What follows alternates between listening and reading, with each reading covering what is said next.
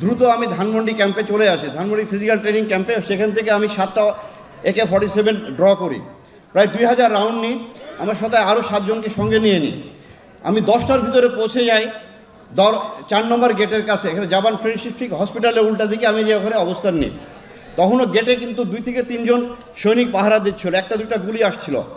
এর ভিতরে আমি এডিজি কর্নেল রেজানুরকে জানালাম, ডিজি হাসান মাহমুদকে জানালাম। আপনি জানেন এই হাসান মাহমুদ পরবর্তী যে পুলিশের সে IGP হয় এবং স্পেনের রাষ্ট্রদূত হয়, এবং কর্নেল রেজাকে কিন্তু তারা পরে আপনার মেজর জেনারেল বানায়, MS ছিল, সে GOC ছিল। যে এরা কী করলো, আমাকে ফোন করে একটার পর একটা ফোন শুরু করলো যে জামান তুমি ভিতরে ঢুকবে না। তা আমি জিজ্ঞাসা করলাম, স্যার আমরা এখানে অফিসারদের তো মেরে ফেলতেছে, আমাদের কাছে আসতে গুলি শুরু হয়েছে।